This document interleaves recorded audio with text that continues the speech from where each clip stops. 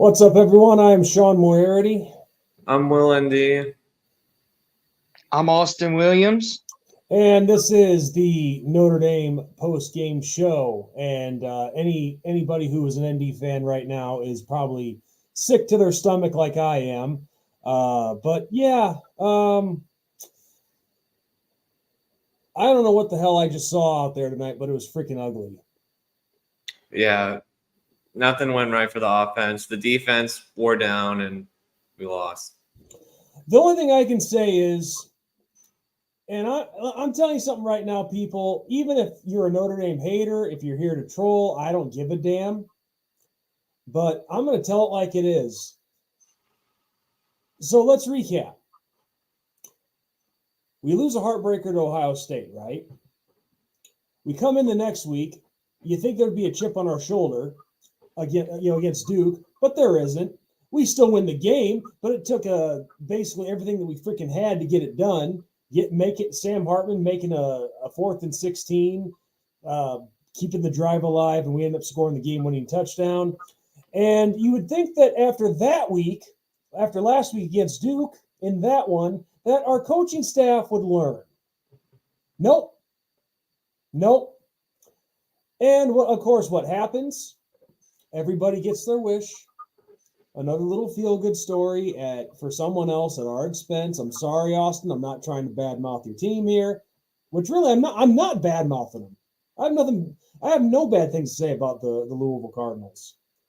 But tonight, the way our offense played and the play calling, absolute disgrace. It's like, I don't know, Will. What the hell does this team do all week? Because this isn't the first time we've seen this. I just don't understand the strategy that Parker was doing. It looks like he didn't know what the heck he was doing out there. The offensive game plan. And I what were we? I don't understand what we were doing. I don't understand why we were changing offensive alignment like every play. I don't know, but you guys have all seen Toy Story, right? When you were kids. I haven't seen it in a while, but I remember. Okay, well, there was a part in that story where Mr. Potato Head says, "Did you all wake up and take stupid pills this morning?" Yeah, I think that's what our coaching staff did today. Mm-hmm. I mean, that was some of the most atrocious play calling I've ever seen in my life, and it got so predictable at times. A 4th and 3rd, a 3rd and like 3 or 4. I knew it was coming. A freaking draw to estimate up the freaking middle when we should be throwing the ball. You could tell Parker just doesn't trust the receivers. Like he trusts his tight ends enough, but he just does not trust his receiver. And we'll see what happens when Braylon James gets developed because the guy's raw as crap. That's why he's not playing. Hopefully we get something out of him. Hopefully we can develop Cam Williams, who's coming in next year. But right now the receiver room it's not great. And I mean, if Chris Tyree would have caught that ball, who knows how the game would have went.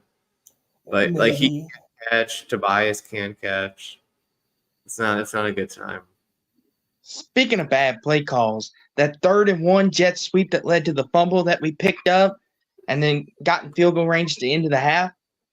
Explain that one to me. Why would you run a jet sweep? I think you just run it. If you're gonna run it with estimate. Don't run it. Don't do a little. I mean, maybe if that play would have worked, it would have been a touchdown. But that's a play that you run at 2nd and 10. That's not a play call you run at 3rd and 1. Just get the first down, move the chains. Oh, I'll tell you, Austin. I'll tell you exactly what it was. It was being stupid. It was being stupid. It's. I swear to God, I've said this before. It's like sometimes we try to lose on purpose. And and I have in a group that I help run. I had some guy saying, "Oh, well, you guys know it's Vegas that controls everything. They're the ones that rule the game and all that." You know what? Maybe he's on to something. Maybe somebody on our coaching staff had a bet. I don't know, but it was just a piss poor performance all around. Not just on the coaching, but the whole team. It's a team loss. You could even give the defense somewhat of a pass, I guess, but it was so horrible. Couldn't establish a running game. Couldn't consistently protect Hartman. Hartman, hands down, had the worst game he's had all season. And just like that, playoff chances Bye-bye. Yeah, playoffs are gone. I don't know. I mean, it's getting hard. With shit like this, it's getting hard to defend this team. I'll always love this team. I'll never stop being a fan. But you got to tell the truth. When things go to shit, they go to shit. And I don't know what if I'm supposed to hold off on the cursing. I probably should, but I'm sorry. It's going to be hard not to. Tonight was an absolute disgrace. And I don't take anything away from the Louisville Cardinals. They came prepared. They outcoached us. They outplayed us, and we crapped the bed. Yeah, I'm glad you brought that up because Sam Hartman, the protection of him.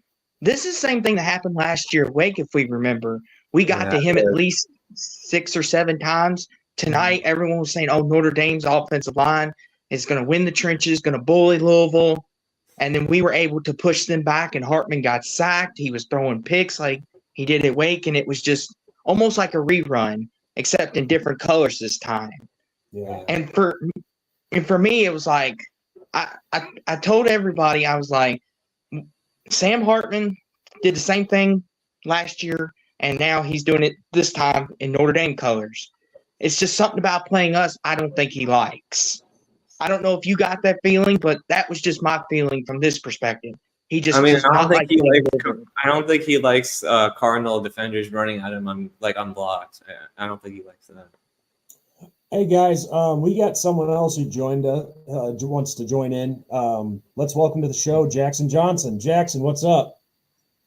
Oh, not much. What's up with you, gents? Sean, Well, you're it's doing nice to better see you than again. Jackson. Huh? It's nice to see. It's nice to see you again. By the way, Jackson. Oh, it's nice to see you again too, Sean. I am sad about the circumstance, though. I'm sorry that the Irish lost tonight. Well, But, I'm sure there's Austin- lots in the chat right now that aren't sorry about that.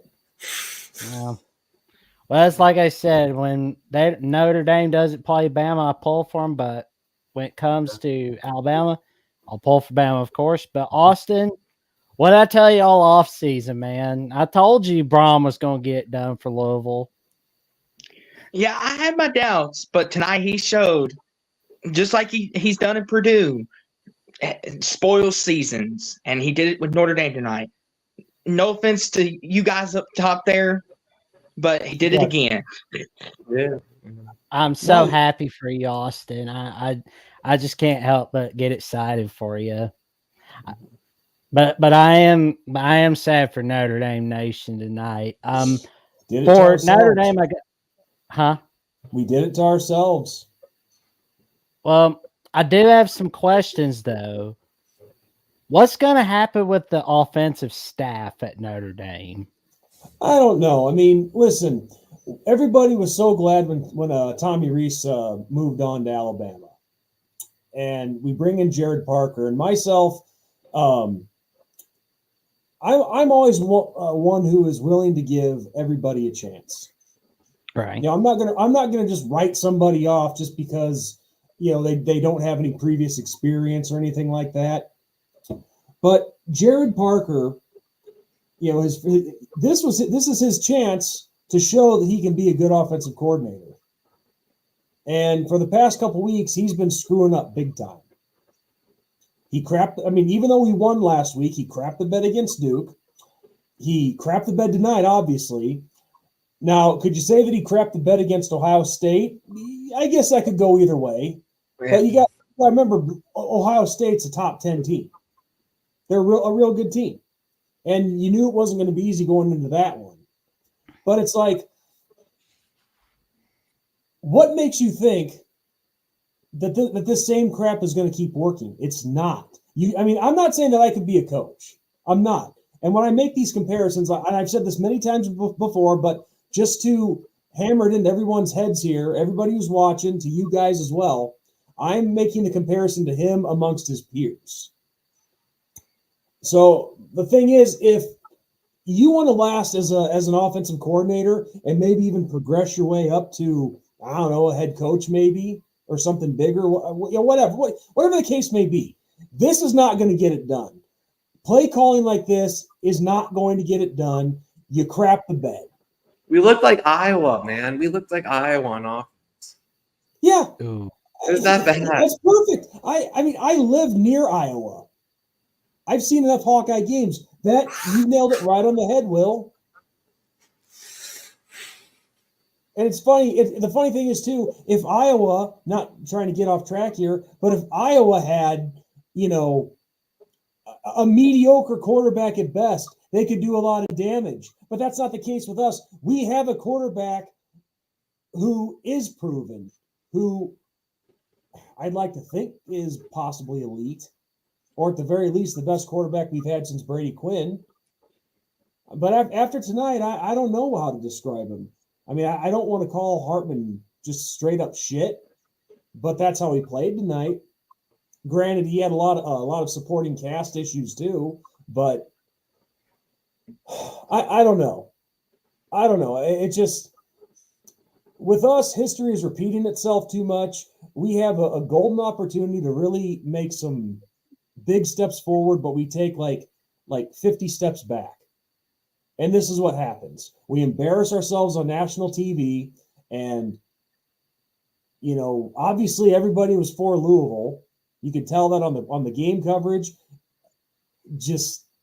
And then once again, everybody gets their wish at our expense.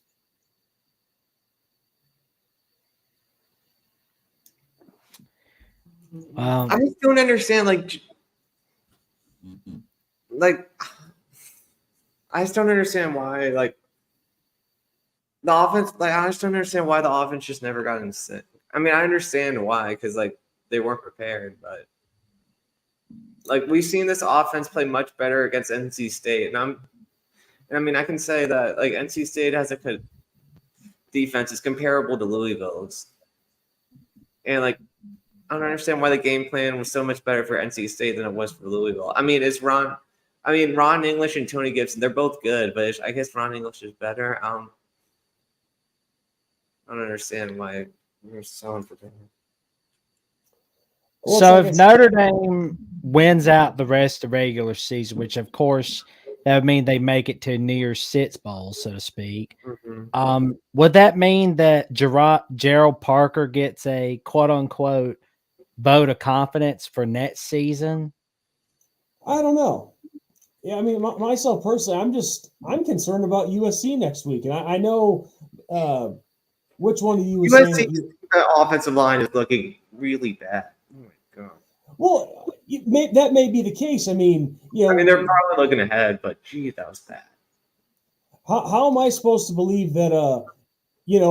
Ben and I have been talking about this. I know he's not here at the moment, but we talk about how we have an opportunity to just shred USC's defense.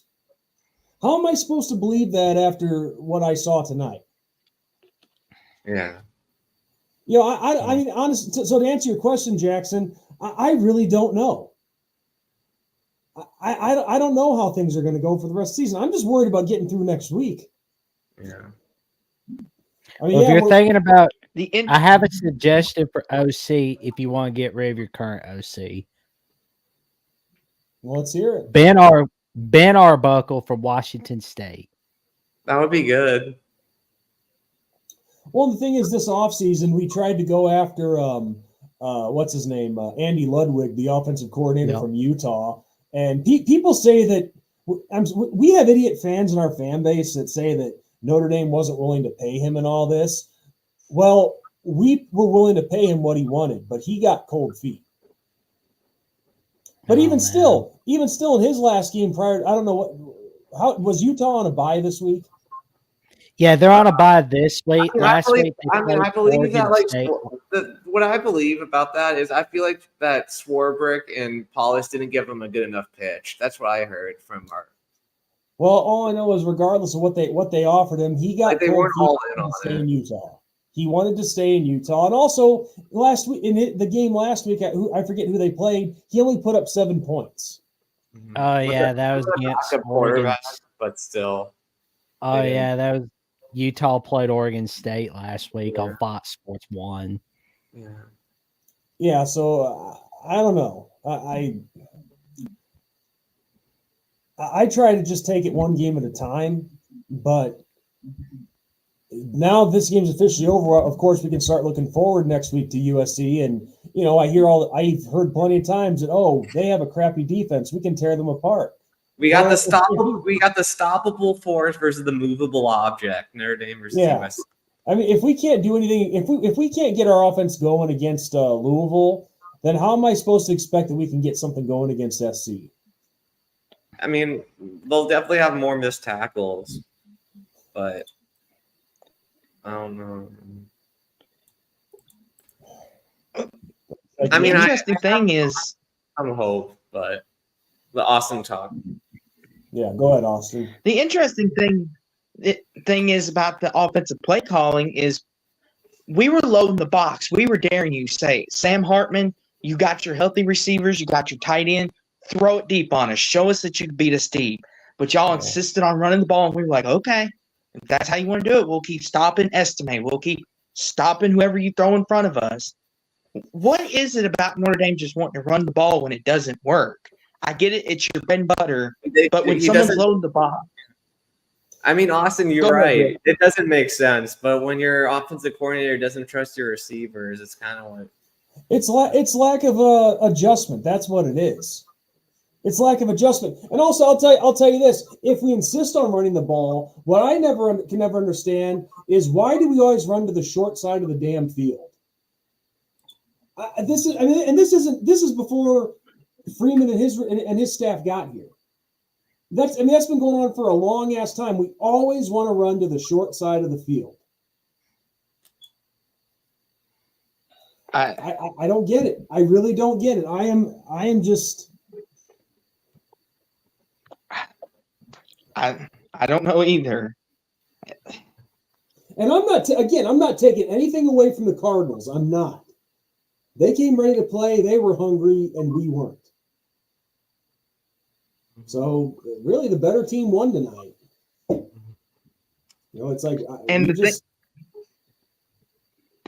thing I really sorry to cut you off there, Sean, but one of the things I wanted to touch on is Jack Plummer. One of the big keys for us coming into this week is he's got to not turn the ball over.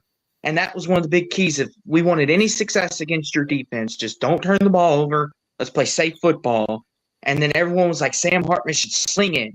He should torch the defense. And then it was Plummer who didn't torch the defense, but Jawar Jordan and company got the running game going, made him comfortable, and he just never had to throw the ball that much. As Hartman, issues were pressed. And then it turns out that you fell behind so much that just pressure got to him at the end. We just kept digging ourselves deeper and deeper and deeper. And it's like, when does this coaching staff learn? Like, when something's not working, try something else. Well, it's like you said, when Mr. Potato Head said to all the toys, did you all take stupid pills this morning? I love that reference you made. Well, it's true. It's true. It's like did we stay behind in South Bend or what? I mean, did we all decide to get high before the game? Did we all decide to get drunk? What the hell happened? I mean, look, I had no doubt that Louisville was going to put up some points. Right. But I thought that our offense was potent enough that we could put up a lot more than that. I know it sounds like that's a very stupid and I'm sorry, guys. My mind is just spinning. Sorry, man. So many Let it all out. right now. I'm trying to figure out exactly. I mean, I'm just so confused and pissed off, and I don't know what the hell I watched out there tonight. So yeah, I'm probably coming off like an idiot right now to the biggest crowd I've ever done a live stream in front of. It says we're at 48 right now 50. I think we were up as high as 66 at one point. What can I say? We just sucked. We sucked. And it's really sad too, because there's a lot of talent out there that got wasted. I mean, the running game was so atrocious. Parker was calling stupid plays. I honestly think Freeman was doing the best that he could do. And I know. I mean, I've already heard enough of it already in the past half hour or so, even from our own fans, of saying Freeman sucks. Freeman sucks. He's a second-year head coach, so I'm still in the, I guess you'd say, the honeymoon phase. But one thing that does fall on him is you have to. He's got to get the right kind of guys around him on his staff. I mean, I'll tell you one thing. I'm getting fed up with Al Golden, too, when it comes to the defense. Sounds to me, Golden's got to go. I mean, I don't know, man. I'm not as anti-Golden as I am anti-Parker. It's just I think that the team just needs to be, in general, the team needs to be disciplined. We just need to do the little things right. That would help the team so much. Well, and then there was a mental mistake that Leofow made tonight. You have him stop. Yeah, the face mask. What do you do when committing a face mask when the play's already downfield and the guy's stopped? Mm-hmm. I mean, it's just stupid shit like this that I've seen all season long, and it's like, when do we freaking learn? And this isn't, and really, Will, you know this as well as I do. This is not the first time we've seen this. We've seen a stretch of this in seasons past where it's like the coaching staff keeps doing the same crap that they know doesn't work. And it makes me wonder, do they do it just to piss off the fans? Like they hear what all the fans are saying on social media, like, hey, why is he doing this when he should be doing this, and so on and so forth. And I get it. I'm an armchair coach or quarterback or whatever. I'm not qualified to go in there and coach a team. But if everybody else can see it, why don't you see it? So really, it makes me wonder if they just continue to do the stupid crap and say, hey, you're not the coach, I'm the coach, and I know better than you do. Well, obviously, that mentality is costing you and your team. I mean, is your pride that freaking worth it that you're gonna, screw your team in the process? Mm-hmm. I mean, I'm not saying it is that, but I'm just, could it be a possibility? Speaking of the defense, this is a very interesting point to bring up. So we got the ball to begin the third quarter. Plummer throws a 10-yard breaking in route out to Thrash, and then your defense gets a fumble, creates takeaway, and then all you could do with it is create a field goal. And I'm thinking to myself, Notre Dame just kept us in the game, because if you score a touchdown, then you could begin to, maybe pound the rock a little bit more, start milking some clock, and then beat us up. But since you kicked the field goal, it left the door open, and then we go back down and answer with a field goal of our own. Well, a touchdown would definitely have been a momentum swing for sure. Absolutely. That's a big part of it. You get that momentum, then yeah, you're absolutely right, Austin. It opens up, a lot of opportunities to really do what we know that we can do with the talent that we have. Because it's like I said, with stupid crap like this, you are wasting so much great talent. And also, real quick, guys, we have a guy named Sean Garner that wants to come into the stream. You want to let him in? I'm Sean's. Yeah. You sound like there's some concern. Should I be concerned? Sean might talk a little trash, but he'll be fine. Yeah, Sean. All right, I give everybody a chance. If I can give our offensive coordinator a chance, then I can give somebody who wants to come in a chance. What's up, Sean? Well, where would you get the idea that I would talk any trash here? You were boasting a bit after the Ohio State. I know you're a Buckeye. You're. I heard. I want you guys to win. I want you guys to do well. I mean, it's. I mean, I'm a Marcus Freeman guy all the way. He's repping Dayton, Ohio, where I was born. Well, former Buckeye and Bearcat. I'm pulling for you guys. It was I was depressed watching a lot of this game, especially the fourth quarter. Do you think Notre Dame hit a wall? Do you think they kind of broke? I think they might have mentally. I think mentally they might be drained a bit. I think. I think they might be mentally drained. Yeah, they played their 3 night games. They've played 3 night games in a row, and all of those have been like the biggest game at each one of those stops in years. Mm-hmm. So I mean, that's a lot for any team to overcome.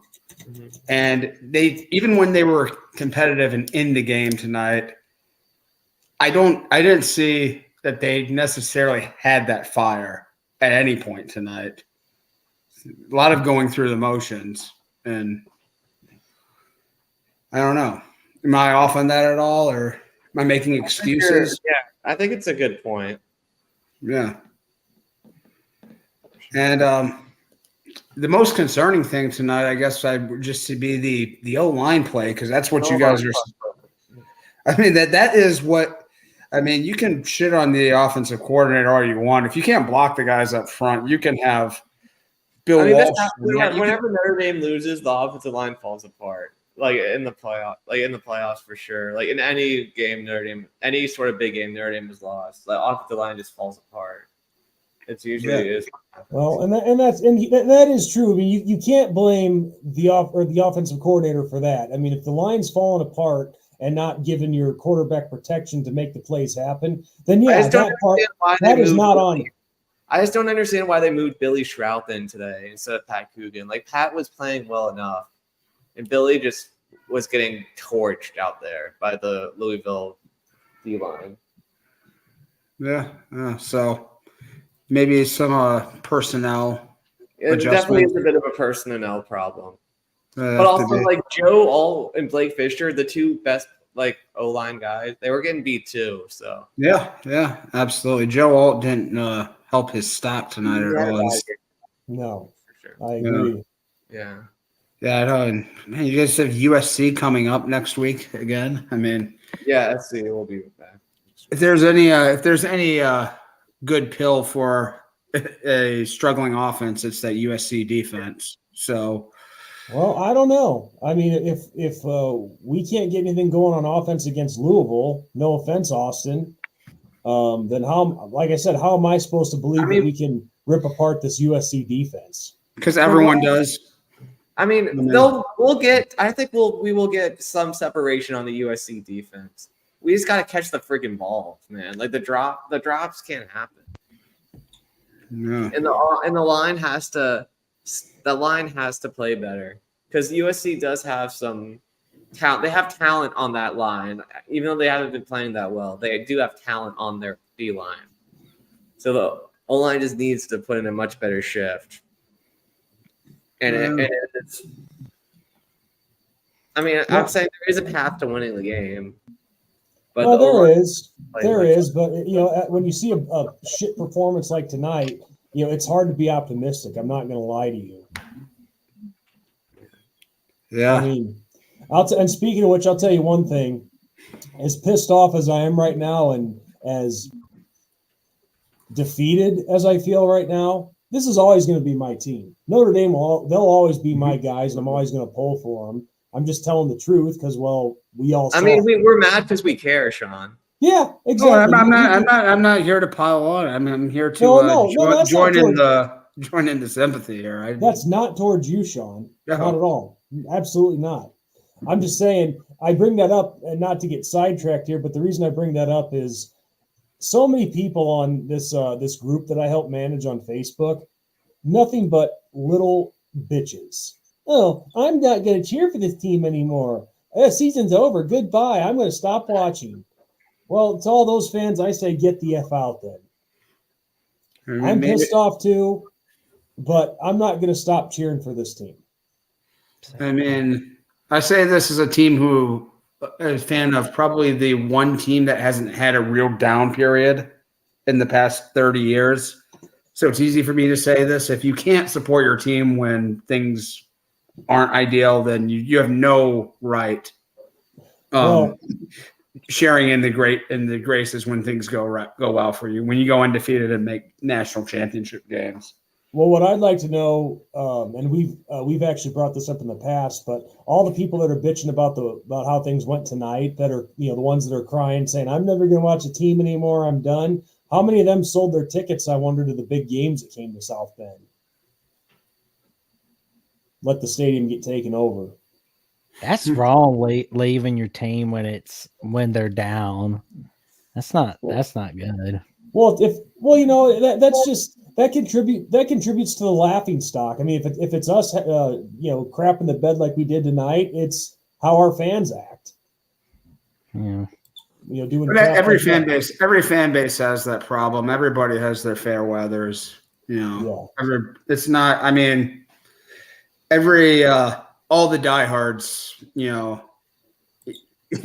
are annoyed when they get that bandwagony, and a lot of that's just set out of frustration too. I mean, a lot of them, I'm sure, heat of the moment. You're just, you're playing a very bad game, a very frustrating game. Yeah, there needs to be that cool off period.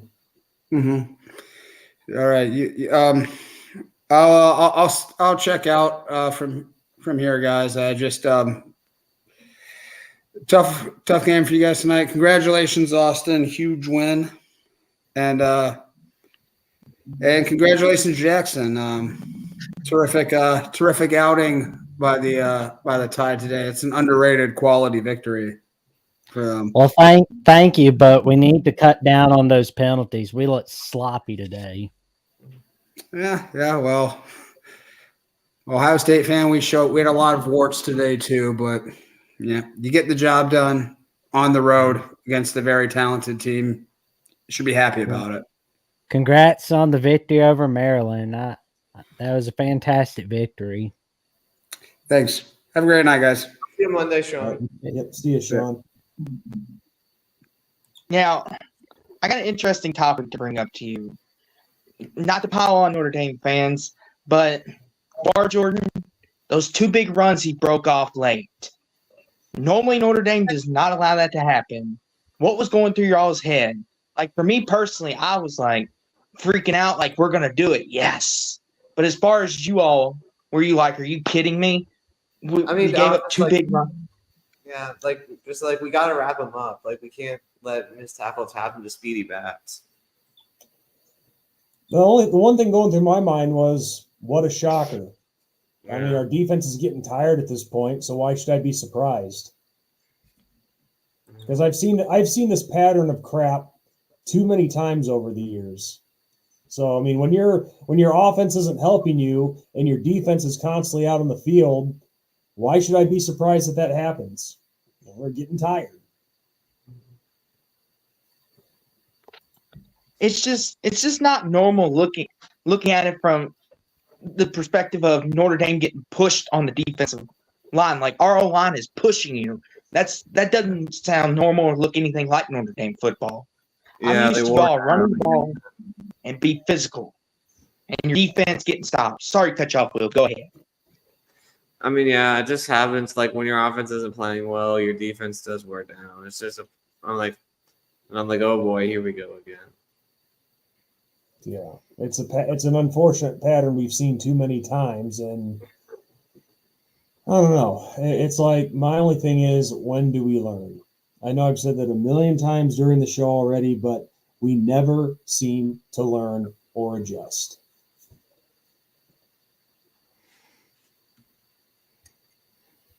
So it's like, I don't know. I mean, we knew coming into this one tonight that it wasn't going to be easy, but it's like, you think we would come in angry after the heartbreak to Ohio State. I don't know. Can I say something, Sean? Shoot. I think that's full of, like, I think that's just coach speak. I don't think players come in angry after losing. Like, coaches say that all the time. I just don't think that's the thing that happens anymore. Or at least maybe it did happen back in the day. I think that's just coach speak. Like, I think teams never really come in angry after a loss. Well, okay, let me reword it then. You'd like to think they would come in more motivated to do better than the week before. Yeah. You think they would be motivated? Like, okay, you have the heartbreaking loss against Ohio State. You then have a close encounter with Duke. And you would think that after that one in particular, that you would think, all right, we're better than this. Let's actually motivate ourselves to play better like we can, like we know we can. But no, we come out instead and crap the bed. So it's like, where's the care? It seems like we were playing with no care out there tonight. That we didn't give a shit. Mm-hmm. And it's like, okay, you don't have to do it for the fans, but shit, do it for yourselves. Because hey, let's face it, the fans aren't the ones out there making a fool out of themselves on the field. I'm sorry to be harsh. I'm just telling the truth, but that was crap tonight. I can't say that enough. Now, do you guys think this says more about Notre Dame, or do you think this says more about my guys up in Louisville? Looking at it, that's a good question. It's definitely both. I would say definitely shows that Jeff and Brian Brom once again are building a great team with Ron English as a good D coordinator, but also shows that Notre Dame still has a ways to go to get to that top of college football again, and that things need to change. There's definitely some things that need to change. Yeah, if we didn't have any flaws exposed last week against Duke, it was definitely tonight. Yeah.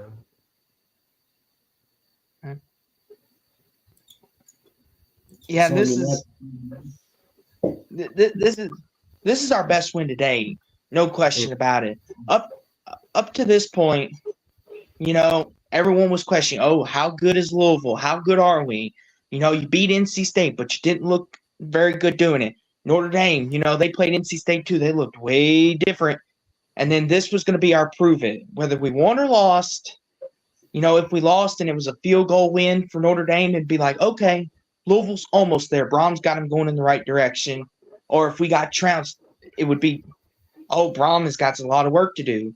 But now looking at it that we won, it's kind of like, if we could beat a top 10 team, how good can we be? Can we compete for the ACC? Can we win it? Those are all very interesting questions from our perspective. Now, for you guys, go ahead, Sean. I was going to say that's actually something that, from my perspective, that we can relate with you guys on, because when I was on with Mark the week of the Ohio State game, I made this comment to him, and it's actually crap for both sides, like for us and then whoever we're playing. And this week it was you guys, but I even said the same thing about Ohio State for the week of that game. But if it's a case of that game, it's a case of if Notre Dame lost that game, which obviously we did, then people are going to say, oh, well, yep, you guys lost. Of course you did. But how much you want to bet, and this is the other side of it, if we had won that game, the first thing that everybody was going to do was say, oh, gee, I wonder what's wrong with Ohio State that they lost to Notre Dame. So I think what I'm saying, Austin, is I think you guys are getting that same kind of stuff. Does that make sense? Yes, 100%. Because if your schedule isn't up to as par as people think it should be, then they're like, oh, of course they got beat by Notre Dame. They had that week scheduled before they even played Notre Dame. Of course they're not. Like for you guys, you didn't play nobody until Ohio State, and then when you lost, it's silly old Notre Dame thinking they could finally win a big one. And it's the same thing for us. Well, your schedule looks very favorable, Austin. I mean, it all depends. I don't think Riley Leonard will be back. Well, maybe he will. So that'll be a tough game. Well, even though Pitt looks sloppy, they're the perfect track game because they tend to be dangerous against top 25 teams. But a stat that interested me tonight from Louisville was that they didn't allow any points in the first quarter at all this season. Kid you not. Yeah, that's what Jeff Brom and our defensive coordinator harp on. We got to start hot, and our defense has got to play the full 60 minutes. And we knew this game obviously wasn't going to be easy for us. You're Notre Dame. You're the brand. You always beat us. And for us, it was like, let's show Notre Dame that we are just as good, if not better than them. Obviously, on this one day, we were. But overall, you are the more talented team. So the fact that we were able to beat you the way we did showed that, hey, we can hang with anybody, especially if we start off really good like we did tonight.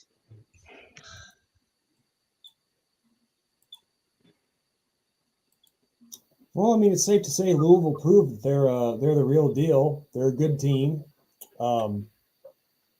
They're putting themselves in a better position to, of course, climb the ranks. And, who knows? You guys could end up playing for the ACC title. Mm-hmm. I'm just kind of interested to see where Notre Dame will fall this week. If the committee probably down to like 22. Yeah. Rightfully so. I'm thinking more like they could go down to like 17 at the very least. That's what I'm thinking. It's kind of interesting because it's how you view your opponent. Like if Notre Dame would have, since they lost to us, they may not look at us very highly. So they may be like, you lost to Louisville? Even though they're 25, Notre Dame, we need to knock you down some, like 10 spots.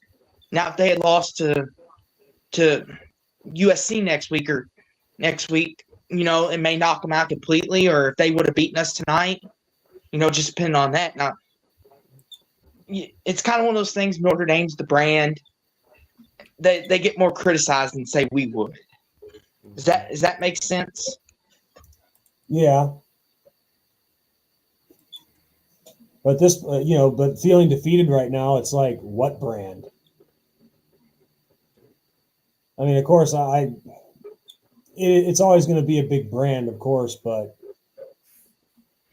it's a brand that I don't have much confidence in right now at this point in time. But I always give it a few days. And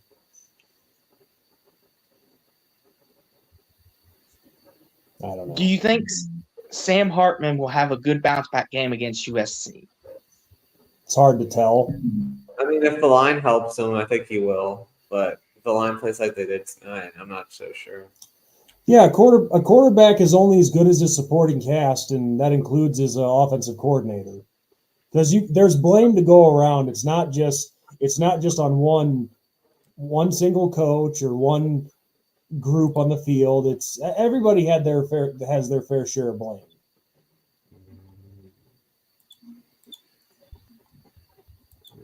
I think that's fair, but it's very interesting how the announcers were like, Notre Dame was a quarterback away, and Sam Hartman was the guy, and then they were ragging on him how he had this bad performance, and now all that's just gone, and it's like, it's kind of interesting because you were a quarterback away, and you thought Sam Hartman could be the guy, and he still very well could get you to where hopefully where you want to go, like a New Year's Six.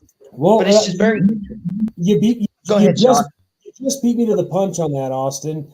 That would be the best outcome right now. Win out and hopefully get to an NY6 bowl and win it. But I'm not going to get ahead of myself. I mean, that's the ultimate goal right now after tonight. But we'll just have to wait and see. The real test right now is seeing if you can actually learn from your mistakes and rebound. But we haven't done that for the last couple weeks.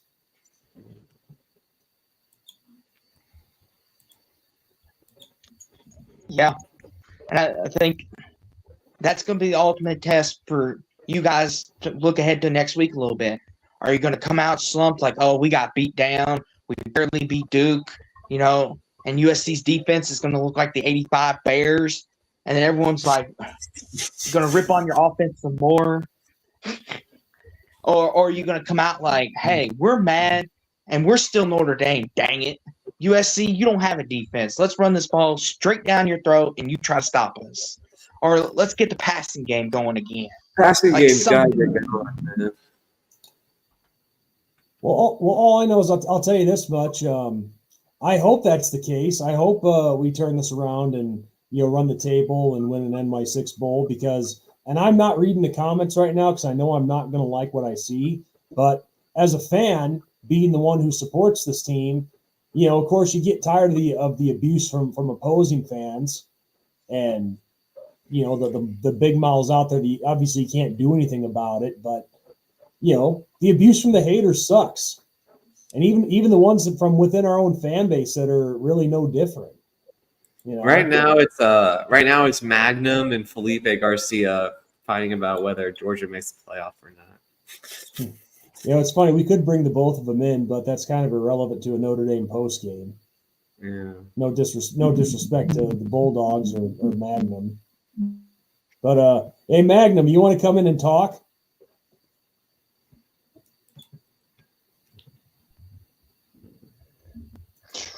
Actually, let me see.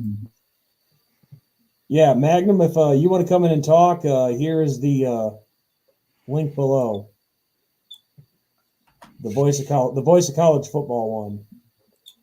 I mean, I think we are live from the other channel as well, but I know we're going on this one because the Voice ND channel isn't being monetized at the moment. So yeah, so click the one with the picture of Mark Rogers on it. Which, well, I got you guys here. I want to ask you, Will, and you, Sean, what do you think of Jack Plummer's performance tonight? He because played better, definitely better than he did the past couple of times he played us. Did make a really bad mistake. I think you guys fumbled it, but it wasn't his fault. Well, I'll say this: he had a good performance tonight, but that's another thing too. Is this was the third time we've seen him tonight, and you would have thought that we knew what he was bringing to the table, and he thought we'd be ready for it, but obviously we weren't. Yeah, that goes on the coaches too. Like, hey, kind of like us. We played Sam Hartman 2 previous times before tonight. We played him twice away.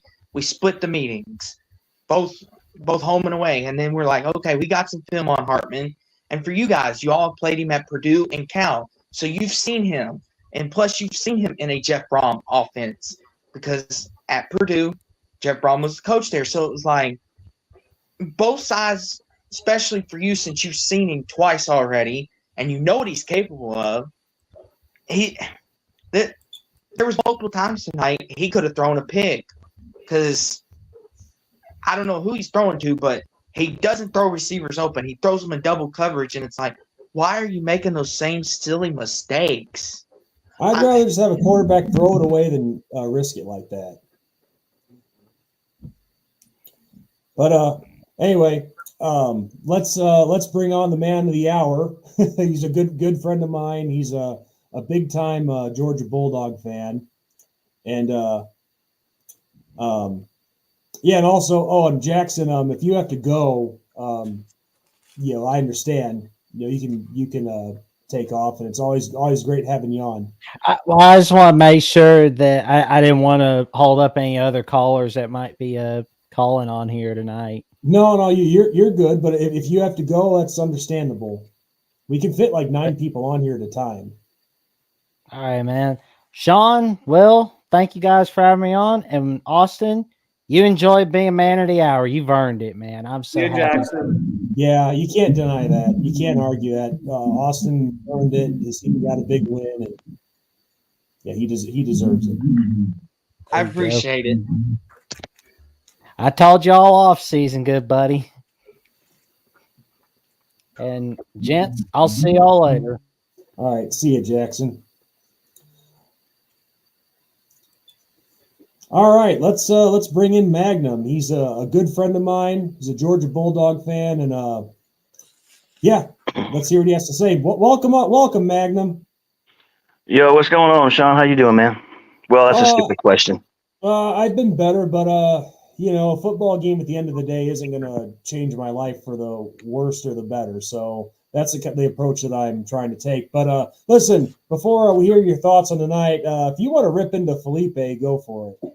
Well, no, I'm not gonna rip into him. I mean, we were just talking football. It wasn't getting out of hand or anything. But I was just asking his reasoning why he doesn't have UGA in the playoffs, and the reason he says he has Alabama winning the SEC championship game. So hypothetically he has a one-loss UGA team missing the playoffs, and I was just like, "Are you fucking insane, dude?" Like, what nothing, crazy or whatever. But I was just like, okay. if you at this point, if you don't have UGA as one of your top 4 teams as a college football playoff a favorite, yet just quit following the sport, please. Yeah, exactly. I mean, we get people all the time in this sport that just gives you a headache just to think about. But no, as far as the Notre Dame game, I was talking about it when you first came on and everything. I was just like, where the fuck is y'all's offense gone, dude? Like, you guys started off so hot this season, and then all of a sudden it just like fucking stopped, and it's been for several weeks in a row. And I really thought Hartman was like the missing link that Notre Dame's offense really needed. I really thought that he was going to be the guy that could kind of take you to that next level. And you're right, like by far he looked the worst he's looked all season tonight, and I'm surprised, dude. Credit to Louisville. They played a hell of a football game. They really did. But I mean, I'm just shocked that game turned out the way it did. Yeah, and I don't know. I think a lot of it was just honestly, I don't know what the hell it was. All I can say is that it was a team loss because it's just like I've said a couple times already. You would think that we would learn from Duke last week, and even though we lost to Ohio State, I mean, you expected that to be a hard fought game, and even though we lost, it still showed signs of like, okay, we can compete with these teams, and it's like we play Ohio State so hard, even though we come up short, but then we go out and crap the bed horribly to Louisville, and it's like, what is up with this team? What the hell is going on? How do you go from playing a top 10 team so hard to tonight? That happens quite a bit. Unfortunately, man, we've seen so many teams play their best game of the year against, let's say, a top 3 opponent, and then after that, you're like, oh my gosh, okay, this team, they're going to be fine the rest of the way. But god damn it, we've seen it so many times to where they just fall off after that, and I don't know why. Maybe they blow their entire load in that one game, and it's like that emotional roller coaster people always talk about. I don't know. I really don't. I don't know how much you guys like remember, but this reminds me of like John L. Smith Michigan State teams. Like whenever they lost that big game, his teams collapsed, man.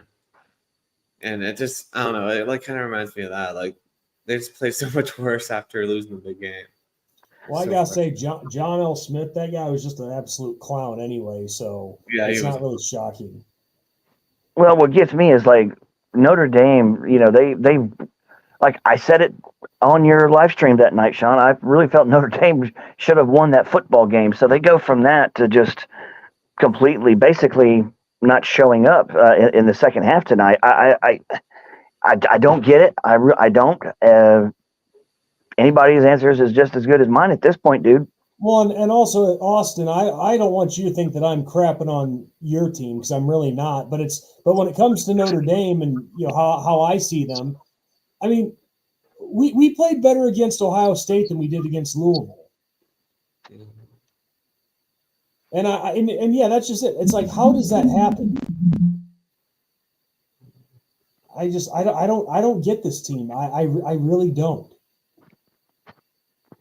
But, defensively, you guys held Ohio State in check. I mean, I don't think anybody's going to disagree with that. And Ohio State, they got one of the top offenses in the country. And like I said, no disrespect to Louisville, they don't have that kind of offense that Ohio State had. But yet Louisville had more success tonight than Ohio State did. It's just one of that crazy ass situation. Just like how do you go from that to this? I don't know. I mean, it was definitely a mixture of things tonight. It was, like we said, the offensive line wasn't protecting Hartman consistently, and our offensive game plan was just terrible. It was terrible, and then we have guys like Chris Tyree had the chance to make a big catch. It goes right through his hands. And we keep trying to. We were just so predictable out there. On a third and 2, everybody knows we're going to run a draw play with Estimate, and of course Louisville's ready for it. So it's like it was just another poorly executed game plan. There was a lot of poor execution on the field, and I don't know. I really don't know. Yeah, this is the type of game that just leaves you with that question over and over. It's like, I don't know what the hell happened. I've been there myself. I know exactly what y'all are going through, and it's just one of those crazy ass games, man. I guess if you're going to look at a positive from this game is, hopefully that this builds the character of the team. Hopefully they don't let this affect the rest of the season. Hopefully they take it as a learning lesson, and hopefully they get better the rest of the way. Like I said, I mean, you know me, Sean, for years. I've not been the biggest fan of Notre Dame. You know this, but Right. For your sake and everything, one of these days I hope Notre Dame can get you a championship. I've known you for 14 years now. You've gone through a lot. You deserve it, and one day it's going to happen, dude. There's going to come a point where it's going to happen. I mean, look at us. Look how long it took us to win one, and now we're back-to-back national champions. It'll happen. Yeah, and like I said, this is always going to be my team. I'm going to tell the truth, but they're always going to be my team. I'm never going to walk out on them like a lot of pansies right now are saying in the comment section. Well, not here, but like on Facebook and Twitter and all that, or X, whatever it's called now. This is always going to be my team, and I'm going to love them until the day I die. And I just, I just hope that one day we can finally put all of this together. Yeah, you will. It'll happen. I said, like you said earlier, this is Freeman. This is only his second year, and I can't stand people that want to get rid of a coach and they even have 2 full years to build their program. I mean, very rarely does a team have success with a first-year head coach. I mean, it does happen, but it's very rare. You got to give the coach time to get his recruits in, to get his offensive philosophy in. I mean, it takes time. And the people who expect overnight change just don't know a damn thing about college football. No, and believe me, we encounter stupid people in this sport all the time, and it's just you can't fix stupid. You can't convince stupid. Stupid is going to stay stupid. Oh yeah, definitely. I mean, you see me and the people I deal with on a regular on Facebook, so you see the stupid that I got to deal with. Well, like I've said a million times to you before too, despite the issues that he's having now in the NFL, Stetson Bennett, even after he helped you guys win your first national championship in, 40 years, they still wanted him gone. They still called him a bum. So, yeah, that's true. That's true. There's plenty of stupid out there, yes. And that's why it felt so good when Stetson won that first one, and definitely the second one, because you saw me. I supported that man since day one. The moment he took over that starting quarterback position, I had that guy's back. I defended him left and right, and I told everybody, watch this man get us our first national championship in 40 fucking years. And sure enough, he does that, and it just feels great, just making everybody look like a complete and utter fucking moron. Maybe I shouldn't be cussing on this channel. I don't. I've already let a few words slip, and I think it's okay. I think we can. I'd like to think Mark will give us a pass on it. But yeah, Magnum. Even he knows the emotion, especially when it's a bad night and you're pissed off, and you're still trying to wrap your mind around what just happened. Yeah, I mean, that's true. I mean, people, they get affected by losses differently than others. I mean, some people completely go off the deep end. Some people take it and move on. Different fans do different things, and we have our fans that like making videos, busting TVs, making fools of themselves. Yeah. Why would you bust something that you paid for? I never understand. I never understood that when people act like that. No, especially a huge TV. Like those things ain't cheap. What are you doing? Crazy. People be crazy. Yeah, I know daggum well. I ain't gonna sit there and bust the TV over a loss. I mean, I'll be upset and pissed off we that we lost, but it ain't the end of the world. As a matter of fact, there's gonna come a point where we lose a game. It's gonna happen. But that at this point, it's not even gonna make me feel bad because I mean, what do I have I don't have shit to complain about. I really don't. Yeah. Hey, I don't know if you I know Georgia in the '90s was bad, so let's not bring that up. Yeah, you lived through that. You can celebrate it. Good Lord, it's about the '90s. What a woo! Thank God there was no social media back then. Yeah. Those years were rough. We had 2 good years in the '90s, and that was it. Yeah, Garrisonhurst. Yeah, I think it was our our '97 team that won 10 games, and it was was it '93 team or '92 team that won 10 games, something like that. Well, I know we beat Ohio State. Was it the Cotton Bowl that year when old Kurt Herbstreit was their quarterback? That's why he still hates us to this day. Fuck that guy. I echo that sentiment. I mean, I don't mind it. I really only am bothered by Fowler. Kirk's not that bad. I don't know. I just always hate it whenever we play a national game that's on the road because it's obviously tonight it was pretty much the Louisville Cardinal network. Everybody was against us, and I was just waiting for the one story that involved one of the players and his mom because it's the past 2 games there's always been somebody and his mom in the stands. And I'm like, oh, great. Here comes that feel-good story at our expense yet again. I think if you were to ask the UGA fan base who that one guy is that they hate the most, I think Gary Danielson would be the one guy that people say most. Gary Danielson in the SEC. Well, I think it's because, he doesn't even try to hide the fact. That guy it's every week, whenever he can even plug in this team, that dude jacks off Alabama nonstop. It's ridiculous. I have a buddy named Tide Guy, and he thinks that he hates Alabama, which is funny. Yeah, that's a joke. Yeah, right. That's an absolute joke. Gary Danielson has shown more bias towards Alabama than any damn team in the SEC. There's not even a debate on that. We need to have your guys on together. That would be funny.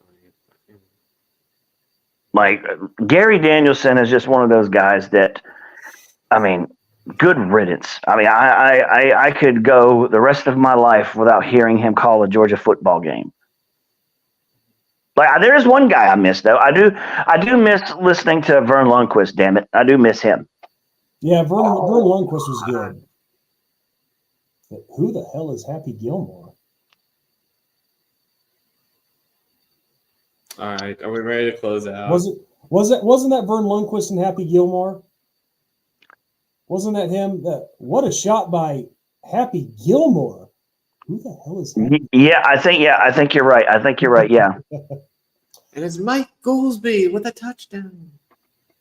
I don't know. It just seems like to today's play-by-play announcers, they're just not as good. Maybe it's just me.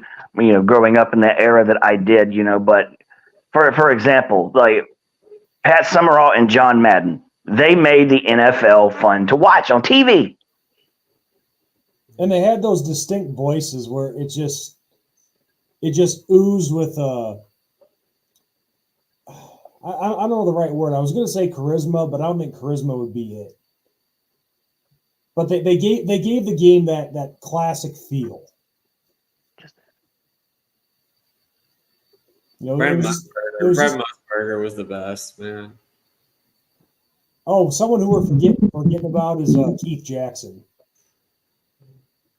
He was another good one. He had that voice that really made it magical. As cliche as that sounds.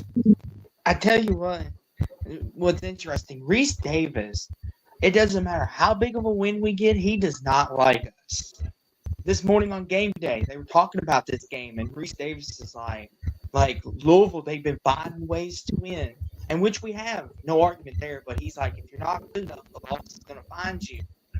And that kind of ticks me off because it's like, we are good. We're 5-0 for a reason. I get it. We've had a lot of things go our way. But it's just one of those, like, give us a little credit. Like, I don't know. You know what, though? It's like I tell everybody, it's, like same situation as us. The whole this team ain't played nobody, that argument is old. It's played out. I think most everybody is sick of hearing the most redundant fucking argument every year in college football. 5-0, 6-0, that's 5-0 or 6-0. I mean, you got all these other teams losing fucking games, getting more hype and notoriety. Meanwhile, you got these teams undefeated and ranked that are barely getting any attention. I mean, I'm sorry. Am I the only one that is sick and tired of hearing about fucking piss poor Colorado? Yeah. To some degree, yeah. I mean, they have done nothing to be getting the notoriety and attention that they're getting. I don't give a shit if they got Deion Sanders as head coach. What the fuck has he done? It's all because of celebrity status. And that's bullshit. I mean, it's bullshit. There's a lot of people that like Deion. It's a fucking clown show out there. Yeah, it's just unfortunately that's the era that we live in. Is everybody loves the celebrities and which I'm not trashing Deion Sanders. I mean he was a phenomenal athlete. Oh yeah, as a player, yeah. I mean the guy's a Hall of Famer, Super Bowl champion. As a player deserves all that recognition. But as a coach, the guy has literally done fuck all. He has to prove himself first. Absolutely, he has to prove himself first. But of course, like anything else, there's the honeymoon period. They're having some fun with it, and man, the USC might actually lose this game. I mean, because at this point, with Louisville being undefeated, now I know that they're not going to be the favorite, of course, but let's give them some notoriety as possibly being an ACC contender for fuck's sake. I mean, they're not going to be the favorite to win it. But when you're sitting there with 0 losses, you got to talk about it. Austin, it's all you, man. I think, I'm glad that you think that. But looking at it, the ACC's very loaded, whether people like it or not.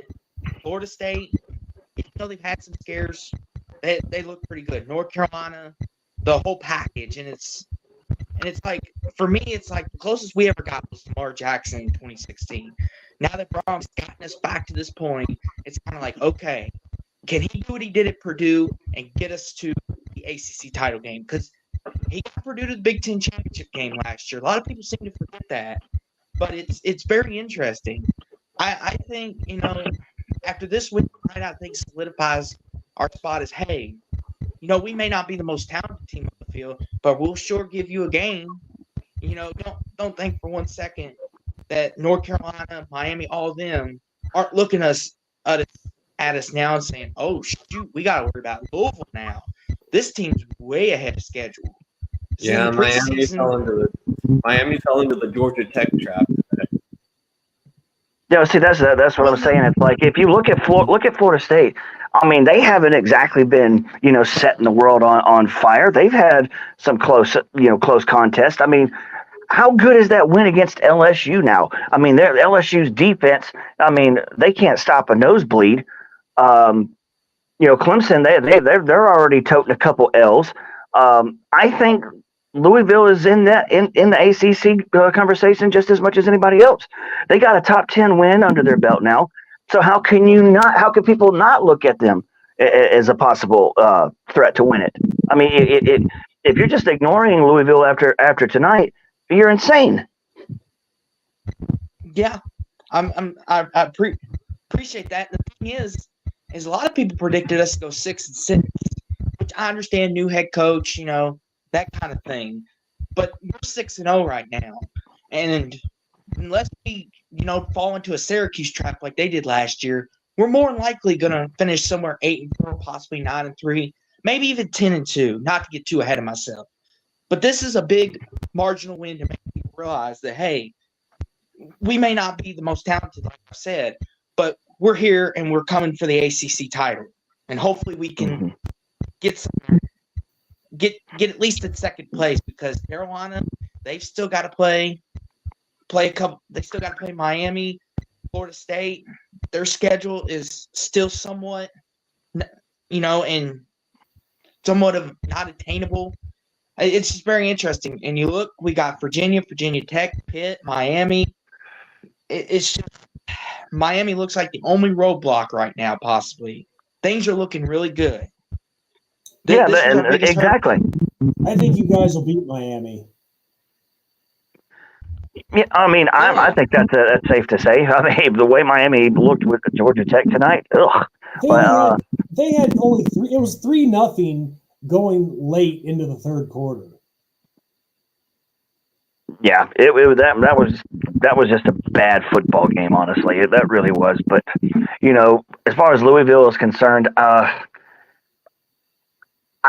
was wrong tonight. I thought Notre Dame was going to beat Louisville. I mean, I told Sean that last week. I thought Notre Dame was going to win, so I was wrong on that one. So, I mean, I have no choice but to look at Louisville as a threat in the ACC now. I mean, there's no one team that I can look at and say, oh my God, this team is the favorite to win that conference. There's not, because so many of those teams, like, North Carolina, Florida State. I mean, Clemson deserves no recognition now. I mean, what a shit show they are. Louisville's right there. It's wide open. Louisville could very well win the ACC. Yeah, I think this is wide open. It's been in a while, because normally it's been Clemson and then whoever comes out the other side. And you look at everybody now, everyone's got a flaw somewhere. Carolina, their defense is too inconsistent. Florida State, you don't know which team you're getting that week. You might get the Jordan Travis that's lighting the world on fire. Or 1 minute you're getting the Florida State who's barely beaten BC. And then you've got Miami. Like tonight, they put up a dud. And it's like, and then you got us, inexperienced coaching, No problem, obviously, has been to Purdue and got all these wins, but he's inexperienced in the ACC and in that kind of thing. And it's like, no one team you could say is, the favorite to win right now. As maybe, say, the SEC, you could say it's either Georgia or Bama kind of thing. Well, I'm not even sure I would put Bama in that argument right now. I mean, they've looked like an absolute dumpster fire for most of the year. I mean, their offense is clearly not what it's been the last couple of years. Their defense is sporadic. They'll look good 1 minute. The next minute, it's like, what the hell is this? I don't know. The West is, again, the West is wide open. It really is. I mean, I was sure that LSU was going to take the West, but obviously that's not the case. Before the season, I thought LSU would win the West, but I did not expect their defense to be this bad. Like, I mean, LSU is not associated with terrible defense, so to see this is quite shocking. Yeah.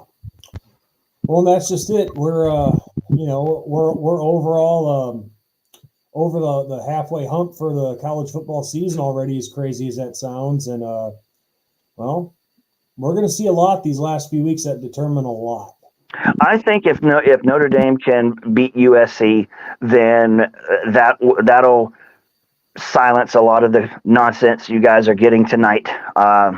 Granted, you'll still have fans complain, because now with 2 losses, more than likely Notre Dame is out of the playoffs. Oh, we are. Let's just say we're out of the playoffs. Well, I mean, let's not get ahead of ourselves. I mean, because 2007 could happen again. It's possible, unlikely, but possible. You never know. But if Notre Dame could beat USC next week, I think that I think people will be how should we say, jumping off of your ass for at least for another week. I mean, you'll beat the reigning Heisman Trophy winner, and he's also in the running this year. So if y'all can beat Caleb Williams and USC, then yeah, USC will be catching this shit instead of Notre Dame next week. Well, I'll tell you one thing. I'm going to the game next weekend, but I gotta be honest with you. If it wasn't for the fact that I'm going on a date with potentially Mrs. Sean Moriarty, I probably wouldn't go next week. And I know it's a shitty attitude to have, but it's like after tonight, it's like how could you, how can you be positive after what you just saw tonight? But well, I mean, USC is a different team. I mean, y'all touched on it earlier. USC, they don't have the greatest defense, in the world. You can put points on USC. It's just, can Notre Dame play that style of defense against USC that they did against Ohio State? If they do, I think Notre Dame will be okay. But if USC comes out and in their first couple drives they put up 2 touchdowns, I think it's going to be a long night. Yeah. Oh yeah. All right, I gotta hop off, guys. I got work tomorrow. So. All right. Well, yeah, it's probably a good point to call it, but I'll leave you all with this. If regardless of what happens next week, you can't put a price on love, can you? Oh no. Even if we lose and this girl turns out to be my wife eventually, I'd say it's worth it. Yeah, I mean, if both of you guys, like each other enough, and that's what what y'all decide to do, hey, more power to you. I'm just saying, I'm just throwing that out there. So, all right, well, yeah, good point, good place to call it quits. Crappy night for us, great night for Austin. Austin, you guys played your hearts out, and you were the better team tonight. And my hat's off to you. How sweet it is that everyone predicted Notre Dame by double digits, and we got the win. Sorry, Will and Sean, but nothing to be sorry about. I'm happy. Someone's got to win, someone's got to lose. That's all there is to it. So yeah. Anytime you can beat a top 10 team, it's always worth bragging about. So, all right. Well, on that note, I'm Sean Moriarty. I'm Will and Dave. And for our friends Brandon and Austin, this is the voice of college football, and we'll catch you guys next week. Yeah, thanks again for being in the chat. All right. All right. Y'all have a good one. Yep. Good night, everyone.